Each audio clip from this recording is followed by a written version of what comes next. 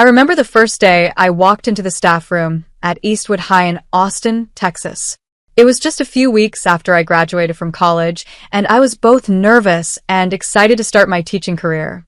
It was 1985, and Robert, who was already a well-respected teacher there, was assigned as my mentor. He was 4 years older than me, with a calm demeanor and an air of authority that immediately drew me to him. From the moment we met, there was an undeniable spark between us. Robert was charming and supportive, and as he guided me through my early days at the school, I found myself looking forward to our interactions. It didn't take long for our professional relationship to turn personal.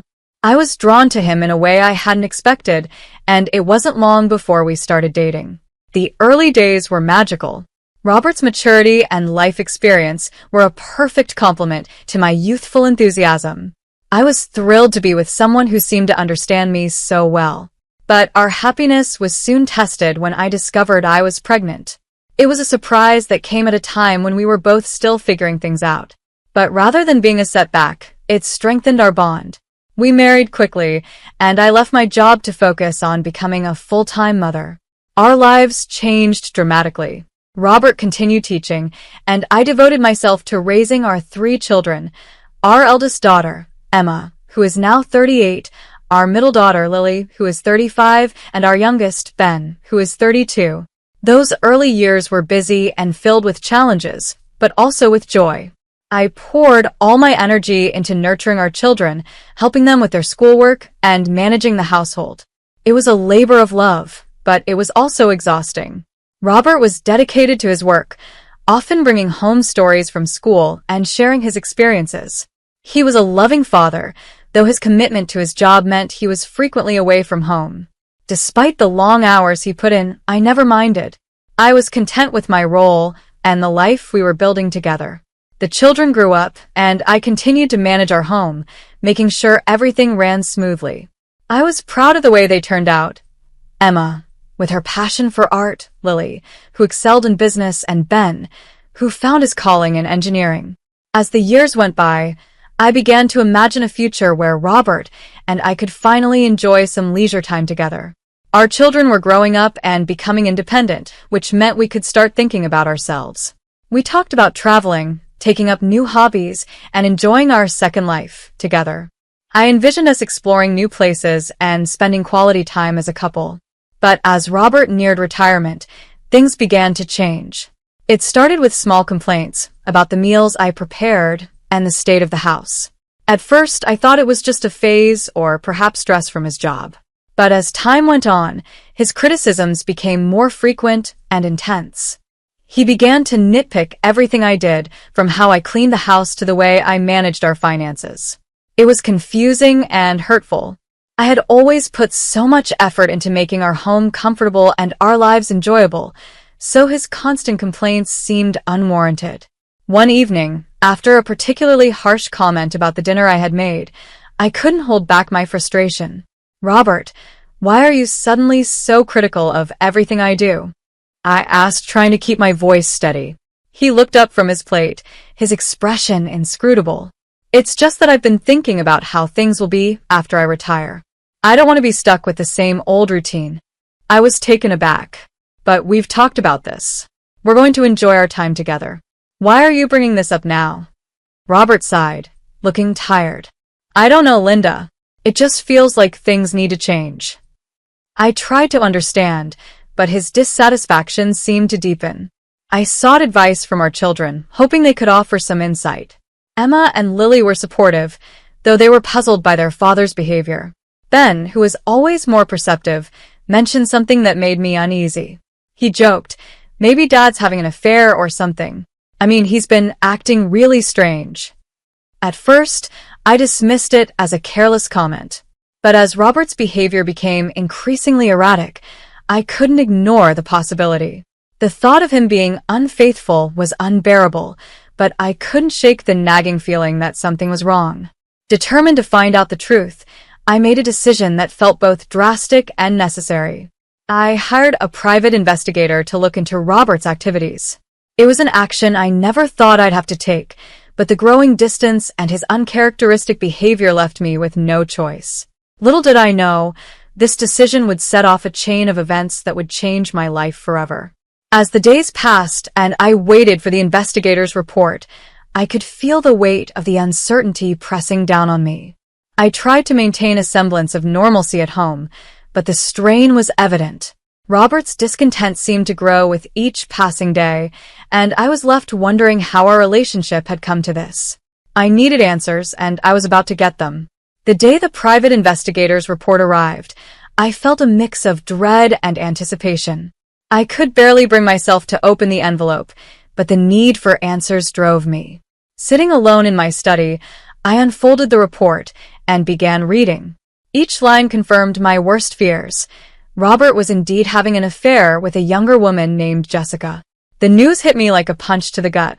I had hoped for some mistake or misunderstanding, but the evidence was clear. Robert had been meeting Jessica frequently, and the investigator had captured photos of them together. The betrayal was not just emotional but also deeply personal, shattering the image of our life together that I had clung to for so long. I kept the report hidden and tried to maintain a facade of normalcy at home. Robert's retirement was approaching, and I had to prepare myself for the inevitable confrontation. I found an apartment in a quiet part of town, far enough from the life we had built together, but close enough to be accessible. I needed a place to go if Robert decided to force me out, and having a backup plan gave me a small sense of control amid the chaos. As Robert's retirement date drew nearer, his behavior became increasingly erratic. He complained more about everything, from the cleanliness of the house to the way I managed our finances. I was used to his criticism, but now it felt like a prelude to something more significant. Our conversations became terse, and the warmth that once defined our relationship was replaced by a cold formality. One evening, after a particularly harsh exchange over dinner, Robert made a statement that was both shocking and revealing. "Linda, I've been thinking," he said, his tone clipped. "Once I retire, I don't see the point in keeping the charade. I want a divorce." I was stunned. "What? After all these years, you want to just walk away?" Robert leaned back in his chair, looking resolute. "Yes, I do. I'm planning on keeping all my retirement money, which I estimate to be over $320,000. You'll be left with nothing, and I won't have to deal with your constant complaints anymore." His words were like a knife to my heart. I was hurt and angry, but I kept my composure. "Is this how you're going to end things? Just like that?" Robert's expression was a mix of irritation and satisfaction. "It's what I've decided. I've been putting up with too much, and I'm ready to move on." I didn't respond immediately. Instead, I took a deep breath and composed myself. I had to think clearly and act wisely. Robert's confidence in his plan only fueled my resolve. I knew I had to be prepared for what was to come. Over the next few weeks, I made sure to finalize the details of my new apartment and secure my financial situation. My work as a teacher had provided me with a decent income, and my careful savings meant I wasn't entirely dependent on Robert. I also made sure to document everything about our financial situation, including the retirement account that Robert was so eager to keep. Robert's behavior grew more erratic and impatient as his retirement date approached. He seemed to be in a constant state of agitation, and his criticism of me became even more pointed. I could sense that he was preparing for a major change, and I had to match his determination with my own readiness. On the day of Robert's retirement party at the school, I felt a sense of foreboding. It was meant to be a celebration, but for me, it was a reminder of the impending confrontation. As Robert received his colleagues' congratulations and accolades, I watched from the sidelines, my mind racing with thoughts of how I would handle the situation once we were alone. When we finally returned home, Robert wasted no time. "It's time to discuss the details of our separation," he said bluntly. "I'll keep the retirement funds, and you'll have to manage on your own." I looked him straight in the eye. "You don't get to decide everything on your own. I've been preparing for this, and I'm not going to walk away empty-handed." Robert's face showed a flicker of surprise, but he quickly masked it with a dismissive smile. "What are you talking about?" "I know about Jessica," I said, taking a deep breath. "And I have evidence of your affair. If this is how you want to end things, then fine. But I'm not going to be left with nothing. I'll be seeking alimony and my fair share of the retirement funds. Robert's expression shifted from surprise to anger. You think you can just take me for everything I have? I think it's only fair, I said, standing my ground. I've given up so much for this marriage. I'm not going to let you walk away without facing the consequences. The tension in the room was palpable. Robert seemed to be caught off guard by my readiness and resolve. It was clear that he hadn't anticipated me being so prepared. As the confrontation continued, I could feel the weight of the situation lifting slightly from my shoulders. I had taken the first step towards reclaiming my life, and the path forward was starting to become clearer. The days after Robert's retirement party were a whirlwind of activity. I spent my time organizing my new apartment, making it feel like home, and preparing for the legal battle ahead. The reality of our situation began to sink in, and the uncertainty of the future was daunting, but I felt a growing sense of empowerment. I wasn't going to let Robert's betrayal define me. Robert's arrogance persisted, and he seemed to believe that his plan was foolproof. He made no effort to hide his disdain for me. The few times we spoke, he was dismissive and condescending. I hope you're ready for the reality of living on your own, he'd say with a smirk. You'll have to manage without my support. It was a challenge, but I was ready. I spent time with my lawyer, gathering evidence and preparing my case. I wanted to ensure that everything was in order so that Robert couldn't exploit any loopholes. My lawyer was confident that I had a strong case, and this bolstered my resolve. One afternoon, as I was sorting through documents in my new apartment, I received a call from my lawyer. Linda, I have some important news, he said. We've scheduled a meeting with Robert to discuss the terms of the divorce and the division of assets. My heart raced. This was the moment I had been preparing for. When is it? Next Monday, he replied. Be ready. We'll go over everything beforehand.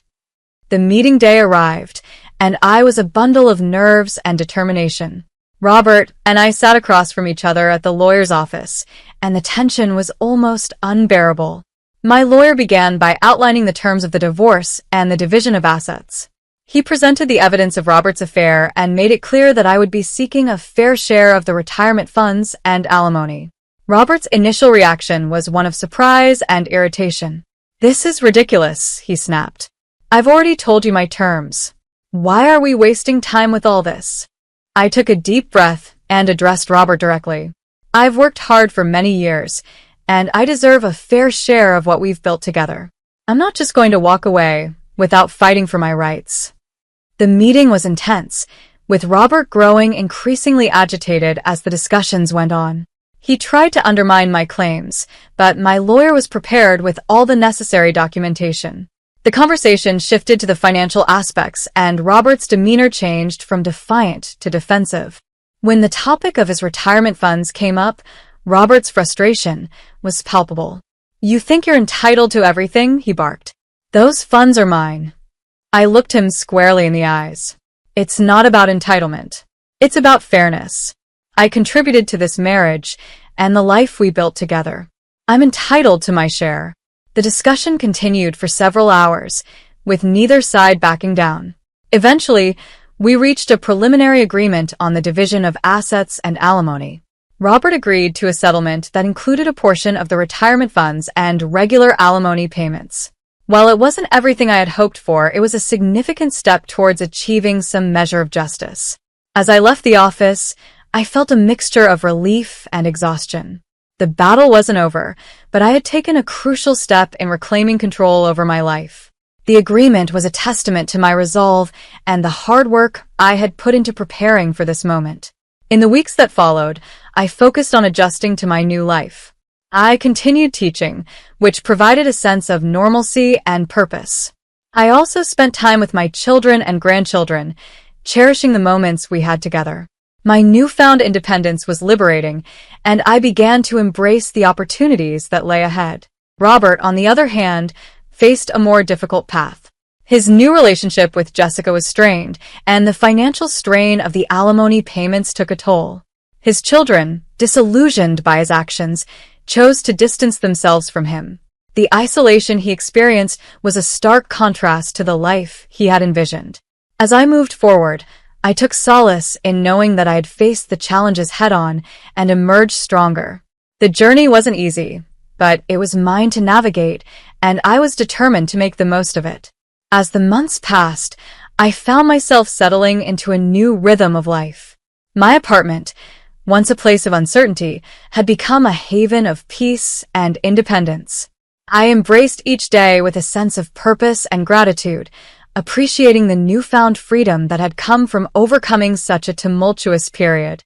The transition wasn't without its challenges.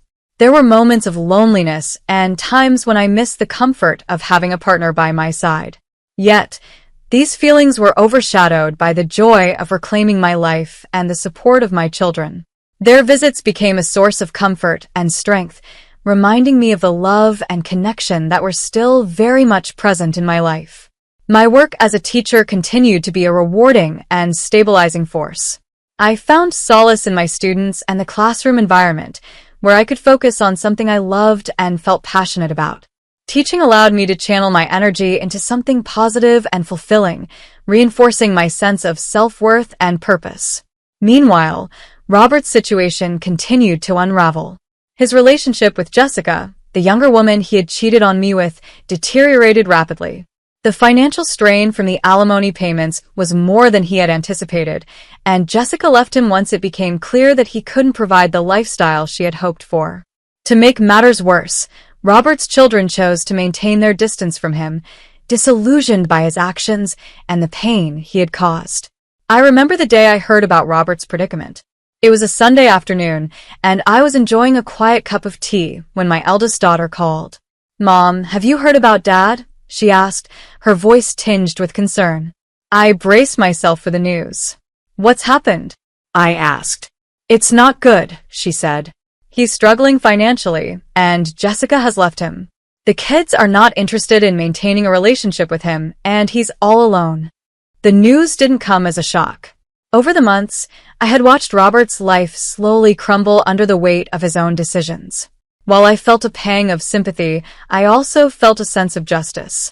He had betrayed not only me but also his own family. His downfall was a harsh reminder of the consequences of his actions. As for me, my focus remained on building a fulfilling and joyful life. I took up new hobbies, such as painting and gardening, which brought me immense satisfaction. I also continued to nurture my relationships with my children and grandchildren, enjoying the special moments we shared. The holidays were particularly meaningful, filled with laughter and love, which reinforced the importance of family and connection in my life. One evening, as I sat on my balcony watching sunset, I reflected on how far I had come. I thought about the years of sacrifice and dedication, the pain of betrayal, and the journey to reclaim my independence. It was a journey that had transformed me, making me stronger and more self-assured than I had ever been before. I realized that the challenges I faced had ultimately led to a greater understanding of myself and what I wanted out of life. I had learned to appreciate the value of self-reliance and the power of resilience. The experience had taught me that while life could be unpredictable and difficult, it was also filled with opportunities for growth and renewal. As I closed that chapter of my life, I felt a profound sense of peace. I had navigated the complexities of betrayal and divorce, and I had emerged with a renewed sense of purpose and joy. My life was no longer defined by the past, but by the possibilities of the future. The story of my journey was one of self-discovery and empowerment. It was about facing adversity with courage and embracing the freedom to live on my own terms. I had found strength in the midst of heartache, and I was ready to continue writing my own story, one filled with hope and new beginnings. And so, as the sun set over Austin, I felt a deep sense of gratitude for the life I had built and the lessons I had learned. The future was mine to shape, and I was determined to make it as bright and fulfilling as possible.